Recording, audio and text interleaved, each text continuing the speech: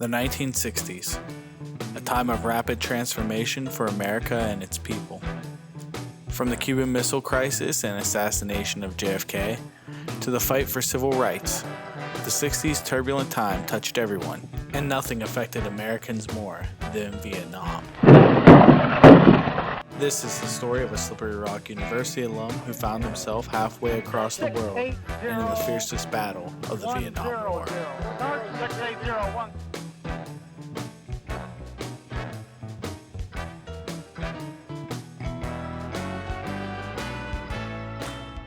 My name's John Ligato. I'm from South Philadelphia, and I attended Slippery Rock. I got the first person in my large Italian family to get accepted to college in 1965, and I was the first person in my large Italian family to get kicked out of college in the beginning of 1967. Went to join the Navy, and they had a year waiting list. Went to join the Air Force, they had a 1.5 year waiting list.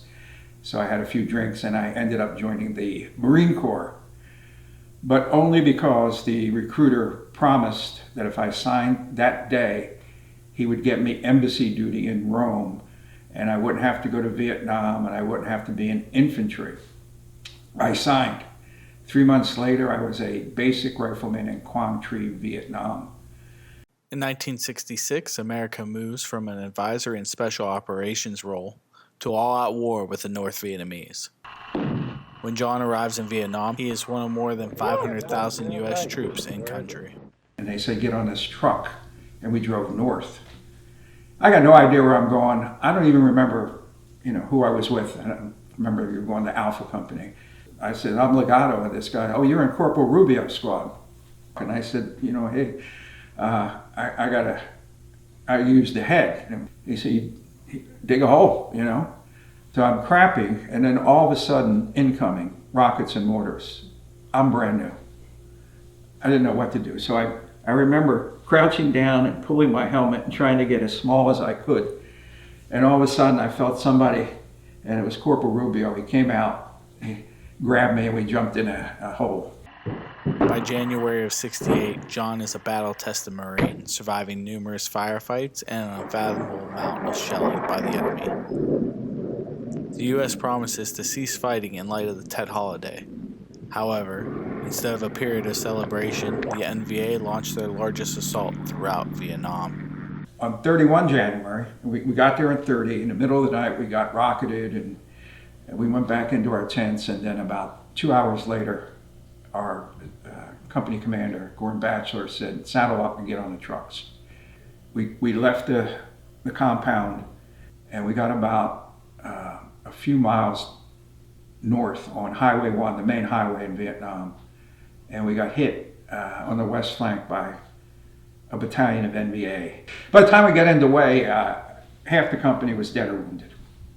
And that's one of the things I remember is that people say, what are you thinking of when all that stuff was going on? All I remember is, oh shit. And I mean, I fired my gun, but I didn't,